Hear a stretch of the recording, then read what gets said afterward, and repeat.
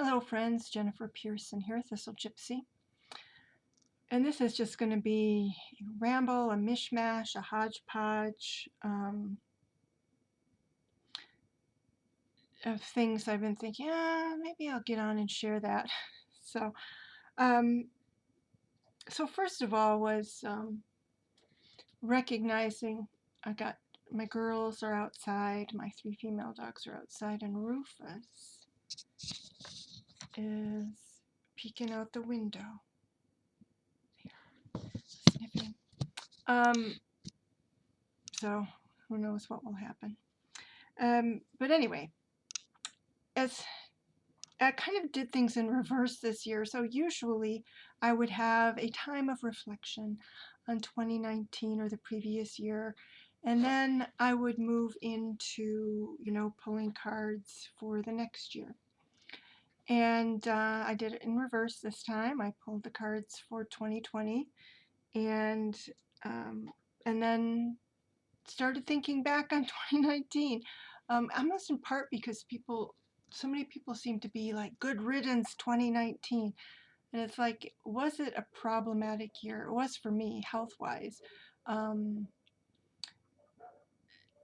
So were there bad parts about it? Certainly, but I guess I don't bear any ill will toward 2019. And what happened was in the very end of my Christmas break time, I was home instead of visiting family, and I dug into doing some of the decluttering work. I mean, I've been doing it, I don't know if it's since November, real steadily. Certainly in December, I've been steadily trying to pick away at the decluttering, and actually hired some people to help just with house cleaning, and that helped just because it freed up my time to focus on some of the decluttering stuff that needs to be done, stuff that requires some decision making. So as I was doing that, and there was something else that came up, I can't remember what, but I realized, my gosh, I have really, I mean, at the beginning of this thing back here, it's weird how I get all turned around on the camera, the way that the camera is. Anyway, all of this was not here at the beginning of 2019. And moving this thing was awful. The first part wasn't so bad, but putting the drawers back in, even when I had somebody come and help me, we had trouble. We wrestled with it. And having to move all of these materials in here. It's kind of been a war with my interior, my physical interior. And that is getting so much more under control. So I'm really happy with how that is going. Continues on. I got a lot done in that last week. In the beginning, last week of 2019 and beginning of 2020, I got a lot of drawer decluttering, pulling out stuff out of drawers. I did kind of a mini Marie Kondo. I think she's the one who does this, where you pull everything out of a given, like out of your closets or something. For me, it was drawers that had kind of gotten out of control, and so I pulled everything. I had a crate, and I put a plastic bag in the crate to line it, and then just pulled everything out and threw stuff away or rearranged it or put it back in the drawer in a more organized fashion. That felt really good to finally get some of that stuff under control. So yeah, in the end, when I looked at all of the changes I had made in this interior living area in my home, I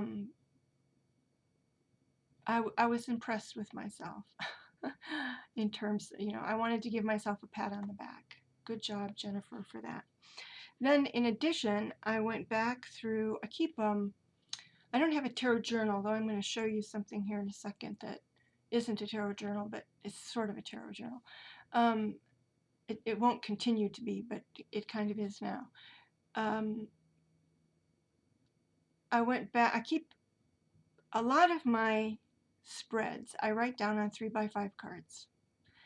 And I don't put the reflections on the 3x5 cards or in small notebooks. Sometimes the 8.5x11 notebooks, but more the, what are they, 5.5x8? I don't know what they are. Smaller notebooks, I will put them in there. But whatever I feel is significant, not just a passing, should I go to the bank, sort of a reading. I put in a file folder in a little folder box, a file box. And so I took that out, and I change them every year. So what I have retained from 2019, I will put in a 2019 folder, a separate 2019 folder. So I went through those and found some that I hadn't acted on and wrote them down on a separate piece of paper, thinking, I probably should act on those or at least reconsider them. So that was interesting,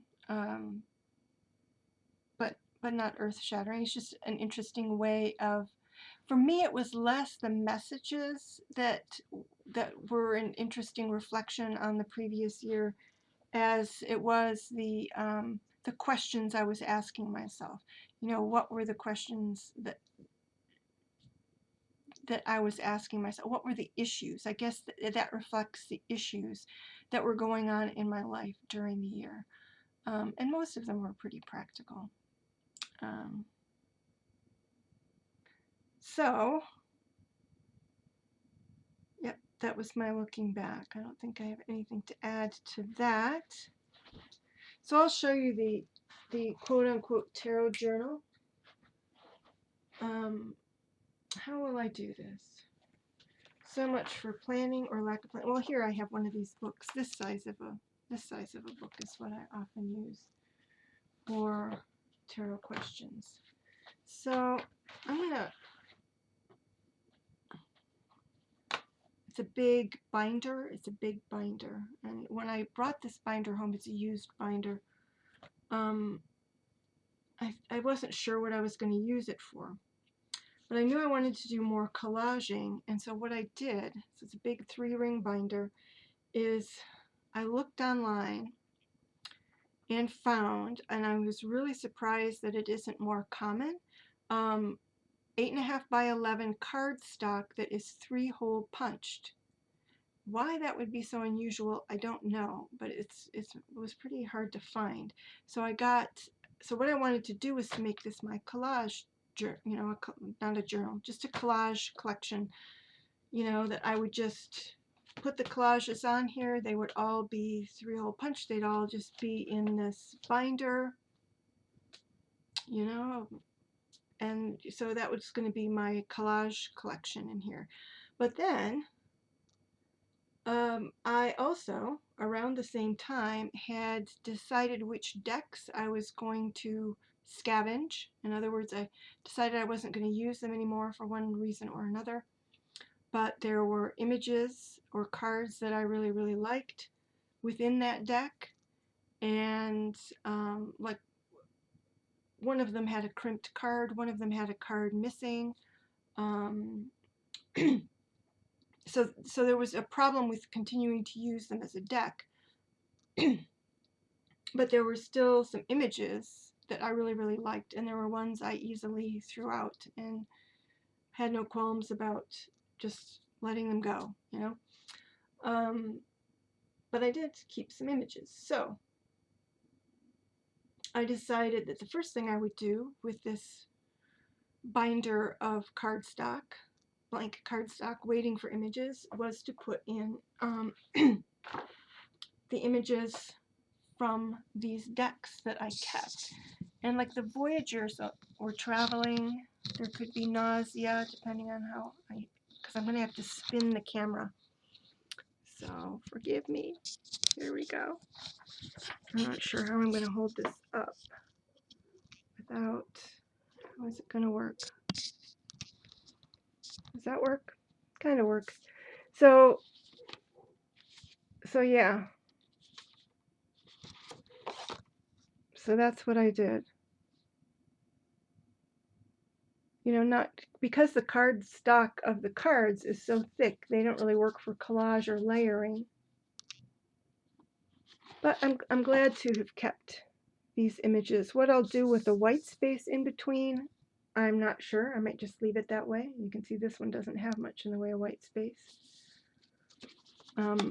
I can't say there was any ordering principle in those first few pages, but when we get here, what I did was I kind of collected, these three are all High Priestess cards from one deck. These are completely separate. Everything on, well, not this. This is all Empress. These three are all Empress cards. And then we just are back to random. And then this is all Hierophant cards. This maybe not, because this is the Hierophant from this deck. This is the Voyager Tarot, and I'm not sure what this is, but it does have temples in it. And this actually, I don't know if this was the Lovers card from this deck, but these three are all the Lovers cards from that deck. So anyway, and then on, you know, just lots of, you know, blank cardstock. And here we go, tripping again. So I'm going to put this webcam back. You can see all my clutter, much less clutter than there used to be. And get away from my eyeball, and there we go. But I have to say that when I went through, now that I've shown you that, kind of gotten that out of the way, when I went through my readings, again, my little 3x5 cards, or sometimes they were larger, but usually they were larger because I was asking a series of questions. And because kind of to help my decision-making processes, I use a should I spread. Should I do this? Should I do that? Oftentimes there's a series of them to just kind of suss out the different factors. And you know, if I get a no on one thing, I'll say, all right, if I shouldn't do that, should I do this? And so, you know, say I'm trying to decide how to use my time in a broader sense, and it says no to something else. You know, I might have 5 or 6 things that I'm trying to decide between, so I'll have a series of readings. So I got so that when I did that, I would put just a cursory yes or no. That my interpretation of this was a yes, and my interpretation of that is a no. And sometimes there might be maybe in a little note, you know, like a maybe but. You know, it seems to be saying yes, but I don't like the result it's giving me, something like that. But some of them that were a little bit more meaningful, I do wish that I had written down more about how I had processed the cards, what I had thought about the cards at the time. And so at least one of them I pulled back out to look at the cards again and think about it again. But it did get me thinking about possibly having a more formal tarot journal where I write out more about my response.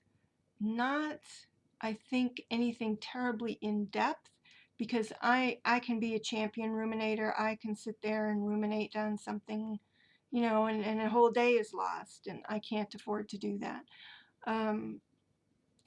So I still need to think in terms of limitations, to again, keep myself from just ruminating all day. I could just ruminate all day. So, um, so yeah, I've been giving that a little more thought, but I'm not sure exactly what form it will take. Very unsure what form it will take. I don't know, maybe, yeah, just totally unsure. I'll have to figure it out sometime. Uh, Hopefully sometime soon, so that I can kind of, it would be nice to have all of 2020 if I'm going to do it, or most of 2020, because I've already started a bunch of a series of questions about how to do things, how to kind of move forward with some things. Excuse me.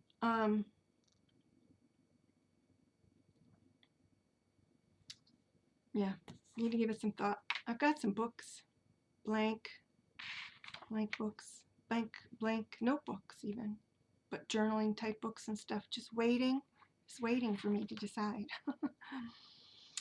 I also wanted to mention, so there's this program, it's a Canadian TV program, and I didn't know if anybody else was familiar with it. It's called Rescue Mediums. Is it particularly good television? No. Is it, I mean, well, let's just say this. It's very easy to criticize. But I feel like what they're doing is fairly genuine. In any case, I enjoyed it. Rescue Mediums, if you look it up on YouTube, there's a channel, and it no longer is running, but it looks like all of their episodes are on there. You might want to check it out. It's just a couple of mediums who go to a house where people have been experiencing things that they are attributing to ghosts, spirit encounters, things being unsettled in their area. And these mediums assess the situation, what spirits are there, are present, and which of them are problematic, are disturbed or disturbing. And as they say, help them into the light to pass over and let go of the material plane entirely. So I've really enjoyed watching them. And again, very easy to criticize, but still enjoyable. I did, and parts of it are even, I don't know, I might even say are kind of campy, or it's very regimented in terms of the programming and how it begins and how it ends, and I don't know. I can see how it would irritate some people, but I enjoyed it, and so I thought I would share it and say, hey, if you haven't heard of the Rescue Mediums, you might want to go check out that channel and watch those videos and see if it suits you at all. See if it's enjoyable. For me, it was just a nice thing to do in the evening. I have never owned a television, so to me, it was like a return to many people's habits of watching a TV show in the evening, But it's almost over now, so I'm not sure if it'll go any further. In other words, I don't know that I will find another thing that will be the TV show that I watch. I'll probably just watch videos from 31 Days of Tarot. So, my January deck for each, I'm just looking at this deck and it's like, wow, I've hardly used it, and it's kind of, I'll talk about it in a minute. So each month I have said, of 2020, I have said that I'm going to sit with a deck and try to get to know a deck, understand my relationship, why I was attracted to it, what kind of readings it will be good for, what works, for me in regards to it and what doesn't work for me in regards to it. And some of them I suspect I will be deciding to let go. To yeah, that that that it was a gut impulse. It was an intuitive choice that was, maybe not right on. Or maybe it served a purpose. One of the things when I talk about that, should I, where I see where it seems to be saying yes, like you get the sun card, as your yes or no in the yes or no position, but then in the end result you get, I don't know, the devil, or I don't know, the Four of Cups or something, and it's like, well, maybe I shouldn't do that, maybe that's not the way to go. But sometimes, of course, we head down a path, and the reason to, there's a reason for going down it, even if the end result is not terribly pleasing. And I won't even say that we learn something from it. I don't know what it is. I think it just is. So January, I'm taking a look at the weavers. And what I'm noticing, I don't know if the camera will pick this up. You see that? I mean, that's me trying to get them as in alignment, as flatly in alignment as possible. And it's like, were they kind of that crooked? I mean, you can't tell that well. Was there something wrong with the printing to begin with, that they're that uneven?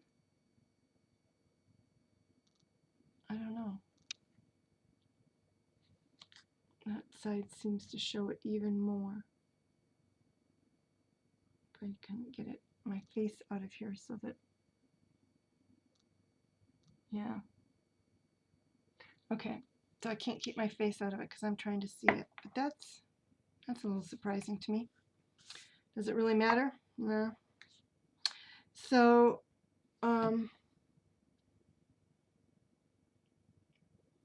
I've been going through them. I don't know if these must be the ones that I was feeling some kind of hit or connection to. And the problem is that when I go through, I've lost some of that initial connection as I was staring into them. So my fundamental issue with the weavers is that I discovered that I don't relate. I mean, the guidebook is fantastic and fantastical. But to me, it's his own thing, and I really don't relate the images to that guidebook. And one of the things that's occurred to me is that there's something, as cool as these images are, they just are. They're just fantastic. Look at that. Look at it.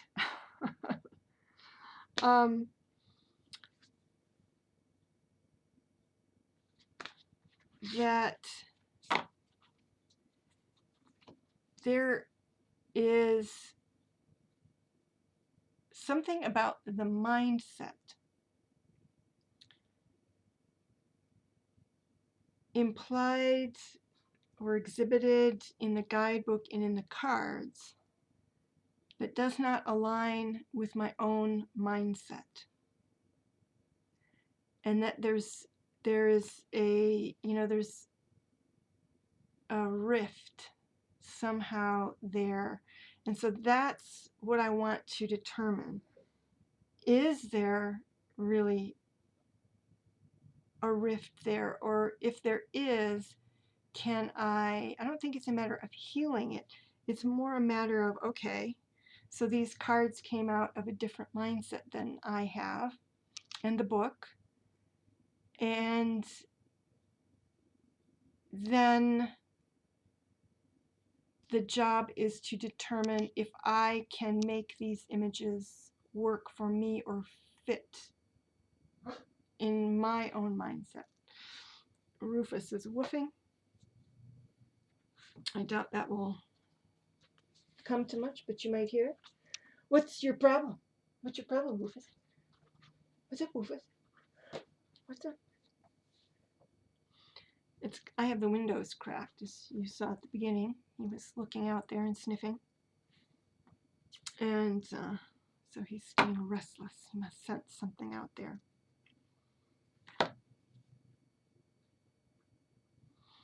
So, if this person is Salmon, ancestor of the remembered home, this image doesn't speak to me of that. So what is she to me? One of the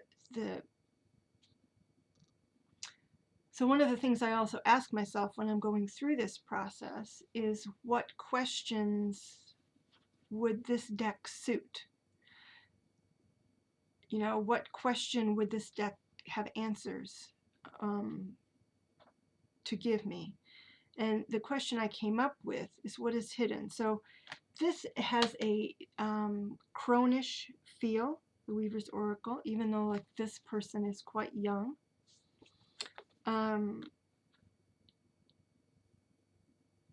So given that, it struck me as like the opposite end of inner child cards.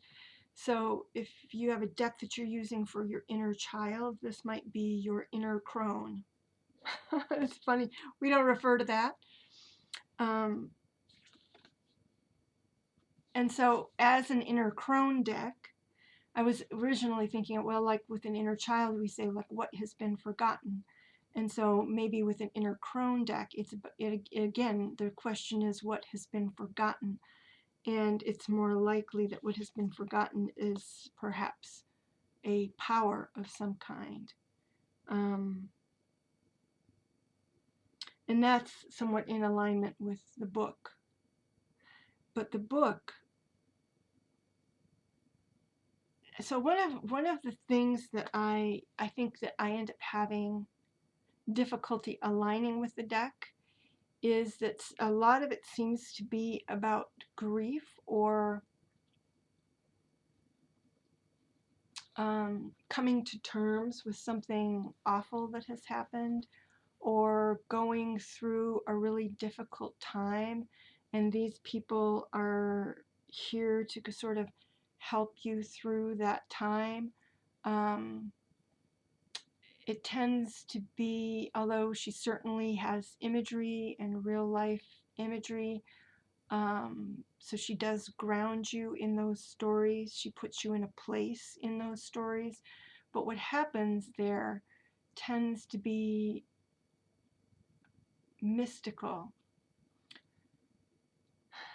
And this is I'm not anti-mystical. That would be completely misrepresenting myself. You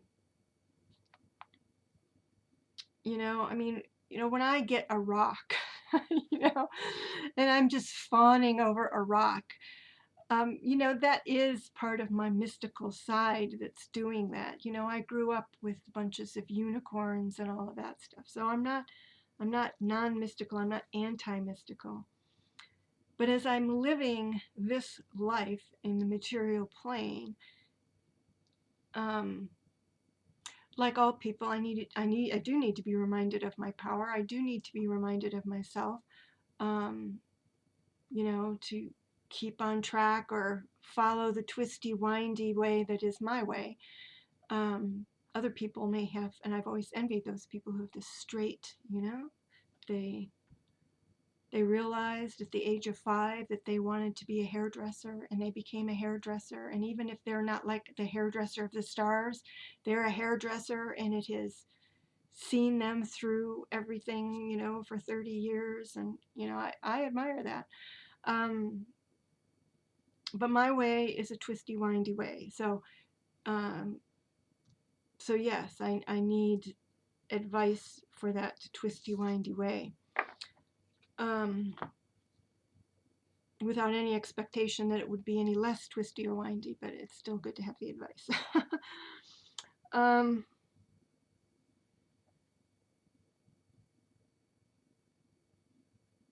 so yeah, so I look at them and it's like, so what are we? Some of it is how much, how different are, they're different people, but the position is the same. They both have something over the shoulder. Rufus, don't sneeze. He's doing that dramatic reverse sneezing that dogs do. um, so I've had to think about that, to look a lot at, like, this gal has the spindle or thread in her hand, and oh, she's still got hers, but it's in a slightly different position. So how are these two different to me? They're not very different. And so I'm going to have to think about that and look at, well, how many cards are like that?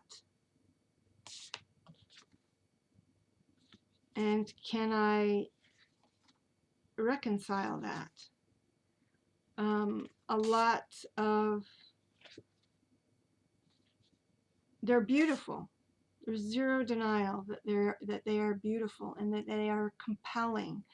But in a reading, if I have, now one of them has a bowl, so I can just choose one, as we frequently do, right?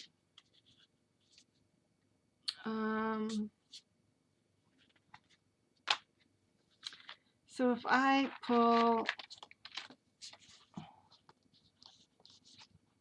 these four, what have I got? Whoops, and I'm missing one of them. You know, there's kind of no movement within them. So I mean, yeah, that could indicate stagnation. But it seems like there's a lot of opportunity for a message of stagnation within this deck. So I'm just having to, and I'm not saying that there aren't differences, subtle. I mean, there's age, there's how their head is covered, there is how they're holding the spindle or the thread. Of course, there's the color of the fabric. There's tattoos or no tattoos. But another thing is that their faces all tend to be quite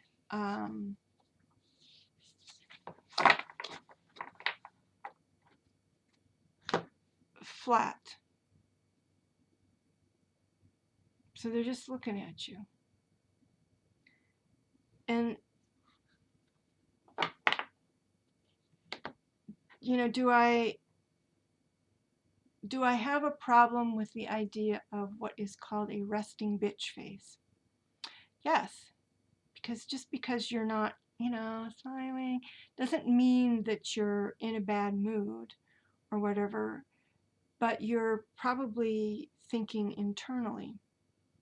Or, you've been thinking internally and then you look up, you've still got that internal, whatever you're thinking about, that's your face. If you're in a coffee shop or whatever, and somebody glances at you, wanting to approach you, they're going to see the face of what you were thinking about, or, you're not, that's not, it is not an engaged face. All right. What they call the resting bitch face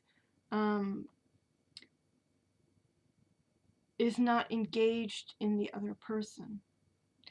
These faces, I think, are that they're like old portraits from when, for one thing, you had a painter who was going to be painting you for a long period of time. And so you couldn't hold your smile. You can't give an engaged face, an active, animated, engaged face. You can't give that over a long period of time. And so you'd have to sit in that stately, you'd have to do that.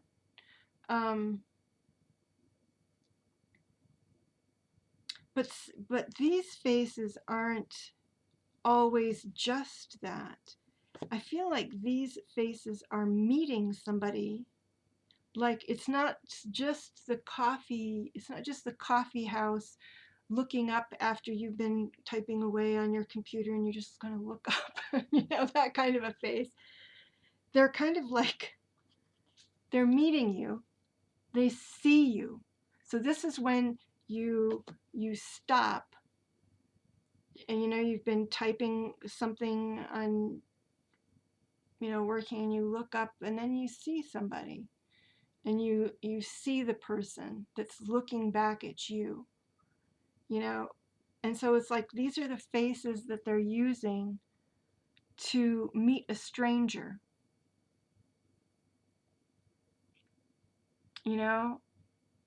and so this to me is kind of an assessing and a boundary setting look that she has.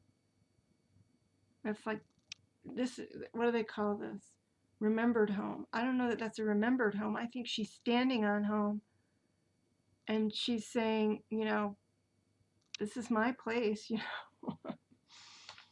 and you need to ask my permission to come any further. That's my feeling that I get from her.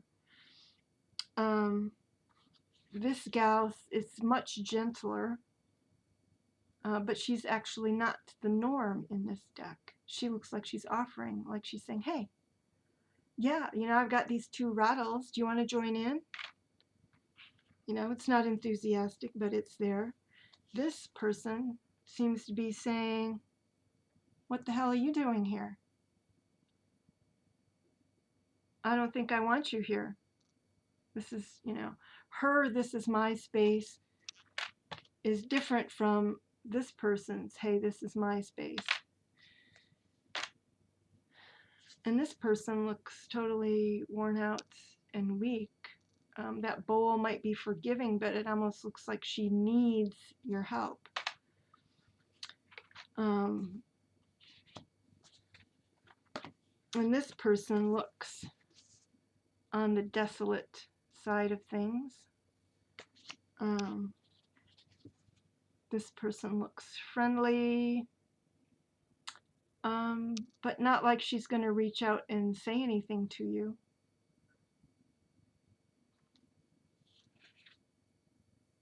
This person looks like she's saying, what did you just say? What was that?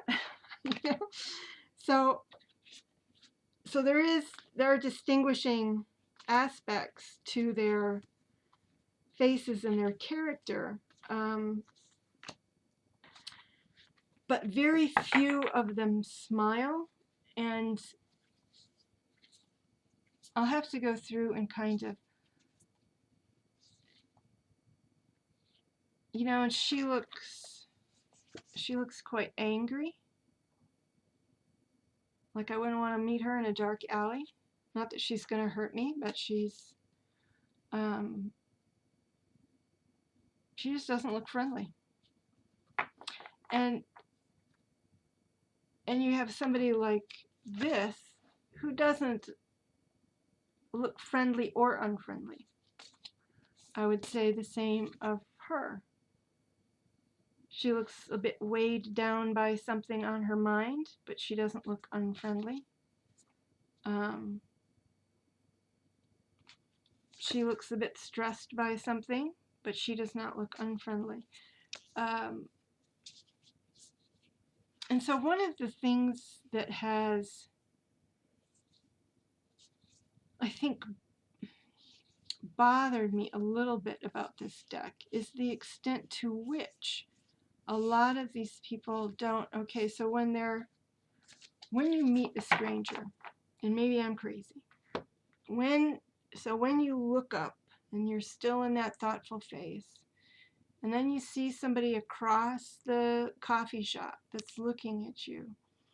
You know, doesn't your face lighten up a little bit and you give them, like, you know, you might give them a nod, or, you know, I mean, you're not inviting them over because you're busy. Or you'll discontinue eye contact with them and get back to cue them that you're busy. And again, maybe I'm crazy. I know that people come up to me in the grocery store. It's not uncommon. Doesn't, you know, it might happen a few times a year where I will be the person that somebody asks to reach something, to get something, and I'm not super tall. I'm 5'6", but you know, I'm not super tall. And to get something from a top shelf, or to ask them where something is, and or ask me where something is. And again, I have no problem. You know, sometimes I will just look at somebody, and of course I live in a small town, okay, so it is different. These are not people I know, but I don't know if I have a little bit of a smile on my face as I'm going through the grocery store trying to look and decide things. But I mean, people will look and smile at me or nod or whatever, you know. And it's not like they know who I am. You know, those that are complete strangers. So I don't know. But so the flatness, or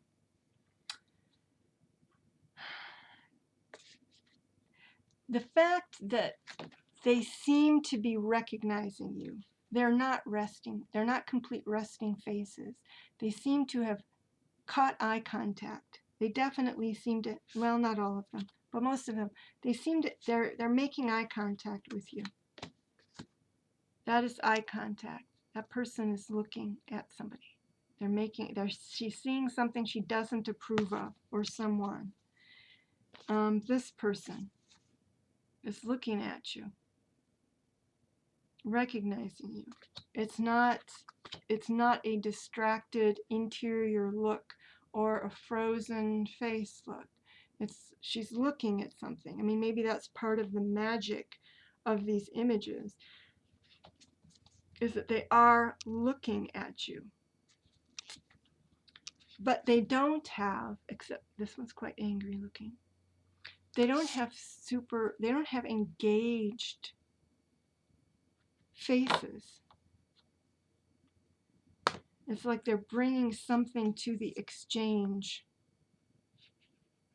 or they're uncertain. Maybe that's what it is. Because there is that when you meet someone. Now this person to me is that's a welcoming face. Maybe other people would disagree with me. I don't know. Or maybe she's only a welcoming face within these other faces.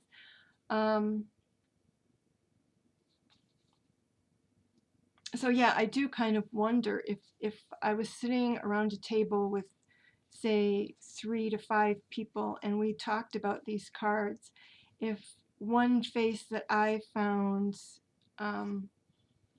not very congenial, another person would say, oh no, that person's clearly very friendly.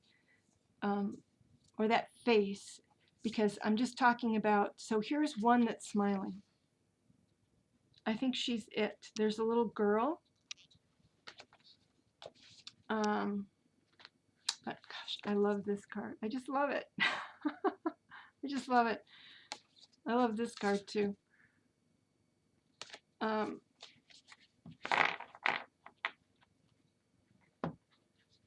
But yeah, so there ends up, to me, the overall feel of the deck when I go through these cards is a sort of grimness. So here's the fun little girl. So she's super fun.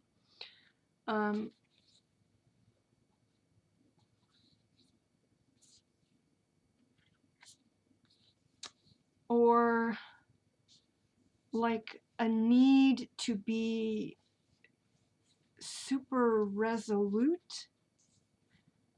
And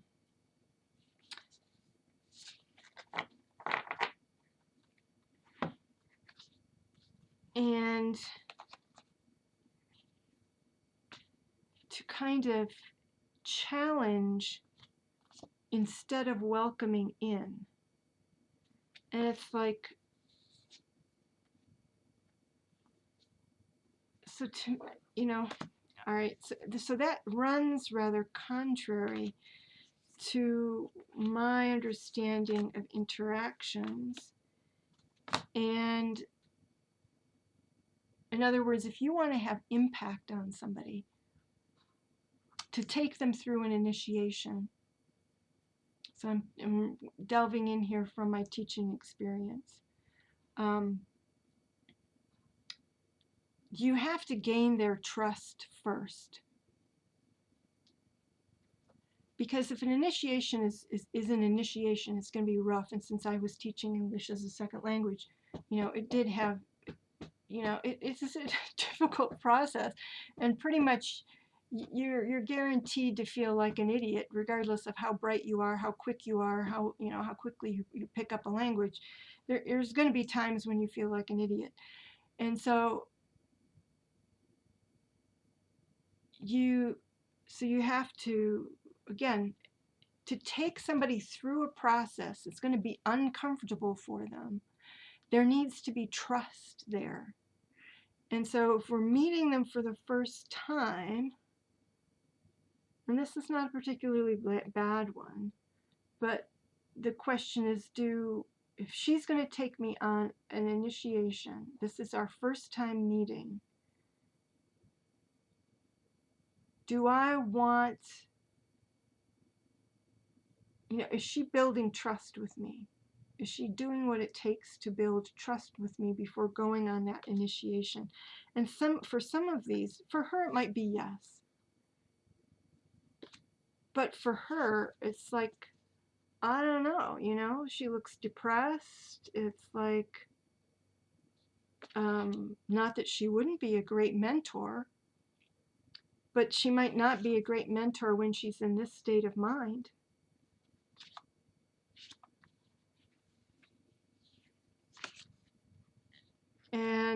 And she looks like outright like somebody that I would have to put back. In other words, I would have to say, if you've got a problem with me, walk. Just walk. I don't have to have anything to do with you if you're going to come on to me like that. So yeah.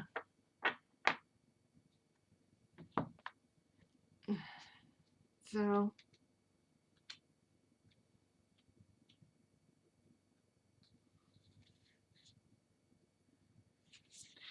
I don't know. I mean, it is quite amazing. Artwork-wise, it's quite amazing that she does come up. So this, which I would not say is an intimidating face,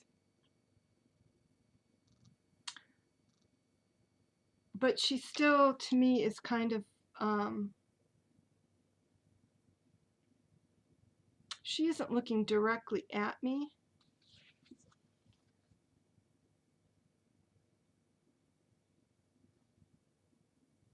And she strikes me as a little bit dismissive. Like, again, she might be a great person to know once you know her, but she doesn't look like she's wanting to be known here, except by people who already know her.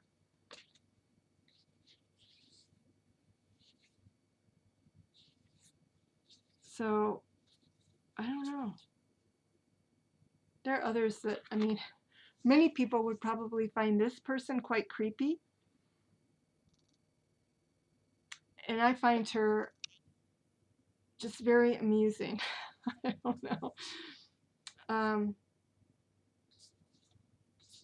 Okay, so back to the grimness. There does seem to be a grimness. And one of the things that I think in terms of overall concept of the deck that I end up questioning is if because it is a very crony deck, there are a lot of images of older women, and that these images of older weathered women tend to be so grim and flat or sad or depressed or challenging, you know, is that, well, in this deck, that seems to be the conception of what it is to be a crone or to be old. And so it's like, you know, as people, as women who are aging,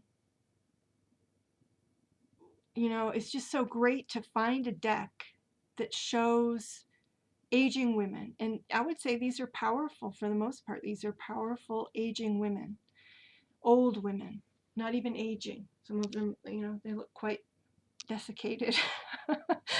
And that's where we're going. So, you know, let's just be honest. So, and to see them, you know, they're most of them, some of them are shrinky a little bit, but many of them are just very, you know, I'm here, you know, this is what I'm doing, I'm here. So there is that aspect that is positive, you know. Even if they're sitting, well, they're sitting there and you're not going to move them. So,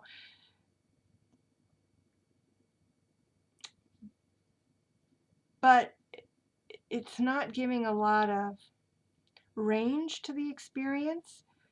Um, and as a bunch of portraits, of course, that's limiting also.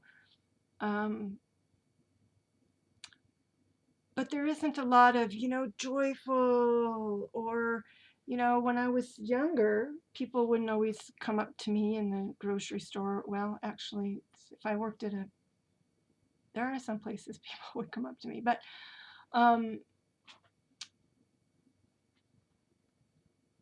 it's like sometimes as you get older, you become, I don't know if you're, again, society starts to perceive you differently. Maybe you become more approachable. Maybe you don't. Maybe you, but that's certainly one way that you can go as you get older, is to become more approachable, to be more open because you're more secure, presumably. Um, you know, presumably, hopefully a little less ego-driven. Um, you know, so there isn't a lot of sense here. There's a lot of sense of burden, and there isn't a lot of sense of freedom. Now, that there should be grief should be expressed in a very crony deck, makes a lot of sense. But at the same time,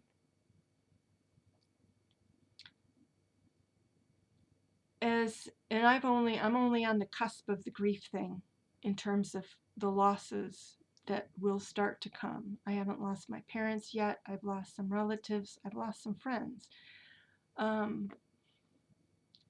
But I know from having had friends who are older and have actually passed at this point, um, that it starts to pile up. The losses really start to pile up. And when you get to the age of some of the oldies in here, I think that there is a weighing down, that the losses start to weigh down on you.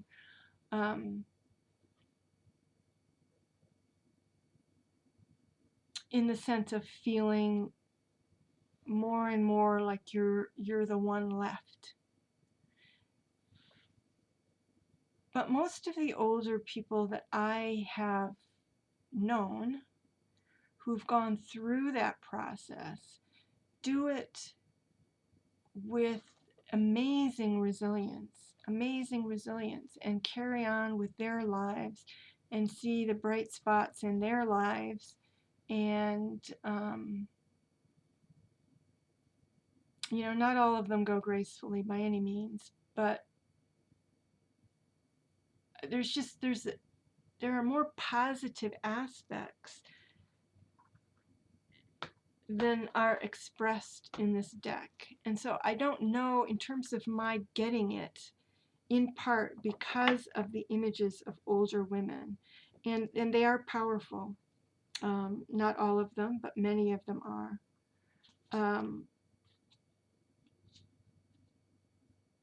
So, like I would say that she strikes me as a powerful person. I don't know. She's definitely one of the people that is burdened by grief. I think that's a strawberry in her hand, but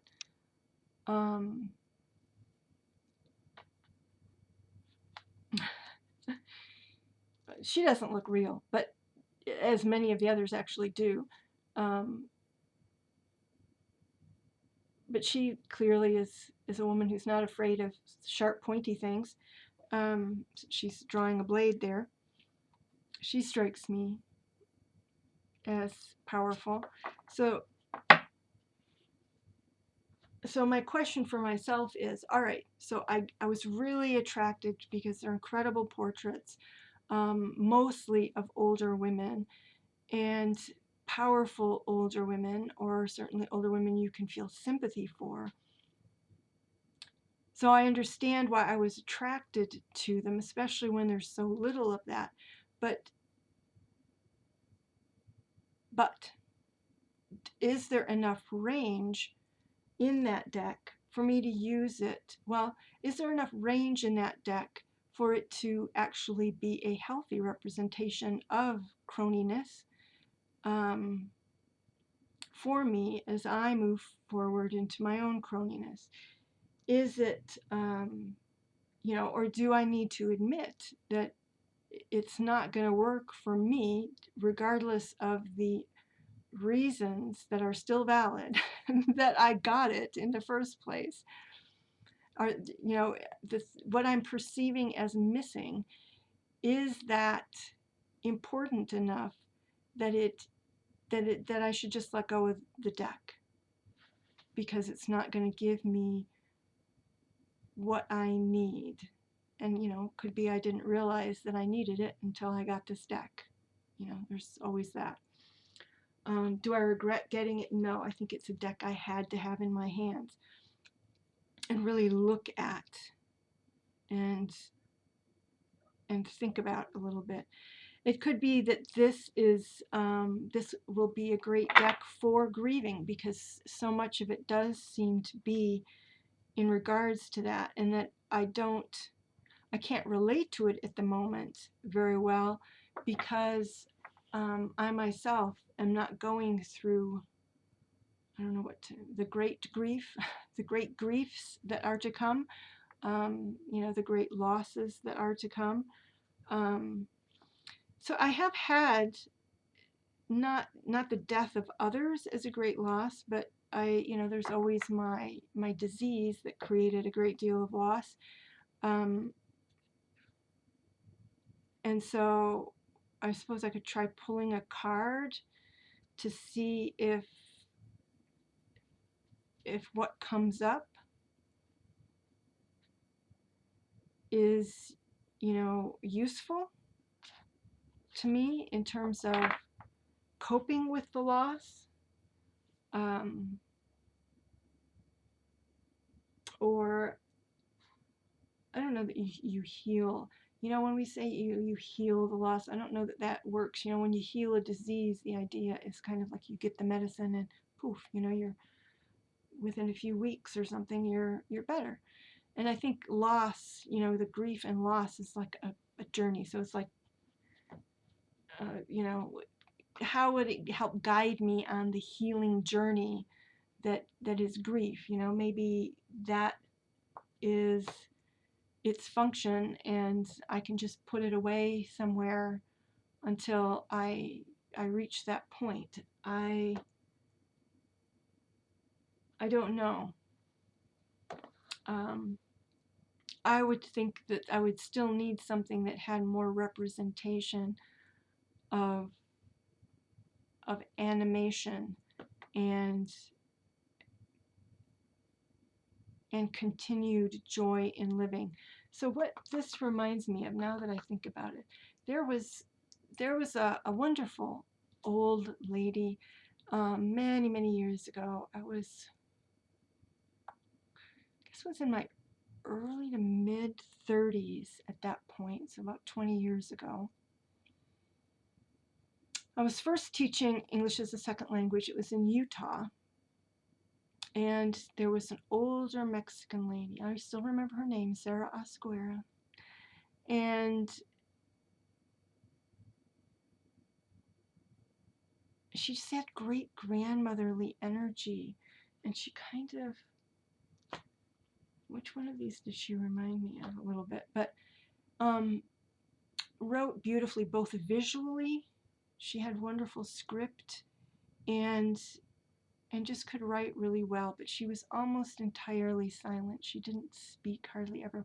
She's a little lady, but she's had these incredible long arms, and every time she saw me, she would just wrap me up in her arms, and she was just such a great, like grandmother to the world kind of a person. She would just wrap me up. I just loved Sarah. But she functioned almost entirely in a state of grief and thought almost continuously of her losses. So she had many children.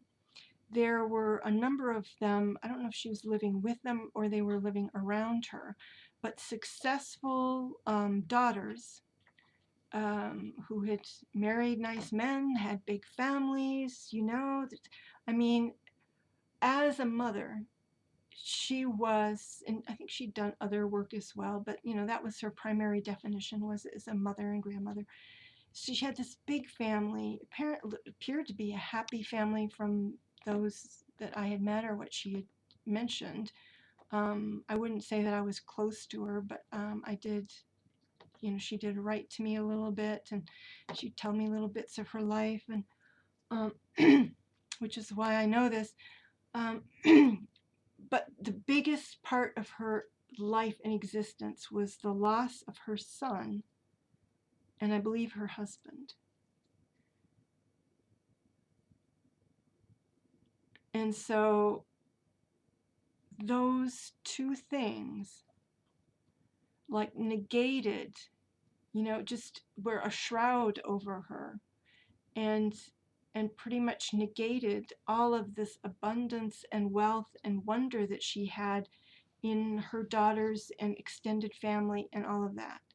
And so that's, I feel like this deck is like Sarah Ascuera. That, you know, beautiful, and she was a beautiful soul.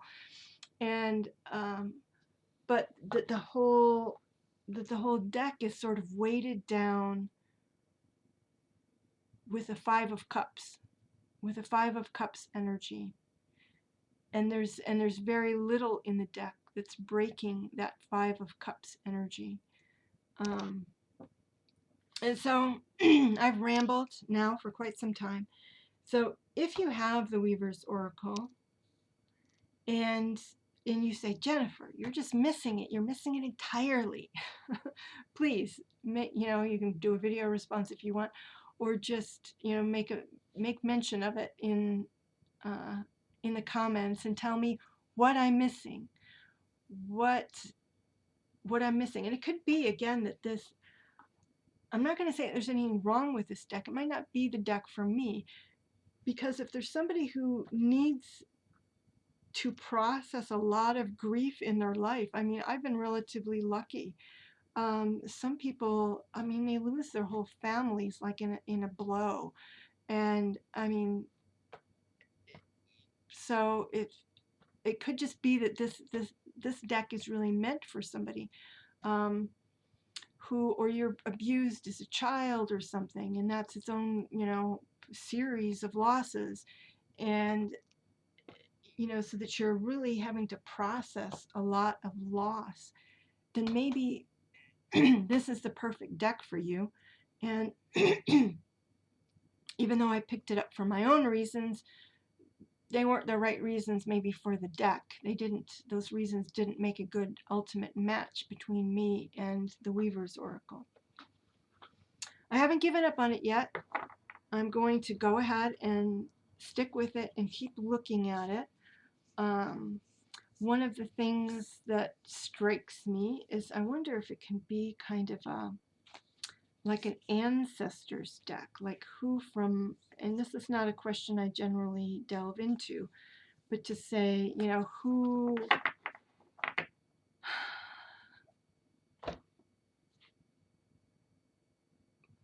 I don't know, who in my, what ancestor is trying to send me a message, or because I don't think it can be what is the message. It needs to be a who question. So I don't know. I will report. I won't be able to do it probably weekly. I think unless I have some incredible insight in the coming week, I might try to sneak in something next weekend, but I'm going to be kind of busy. But I will report again on the Weavers and say where I'm at with it, if anything changed from this video or not. Take care, everybody. Bye-bye.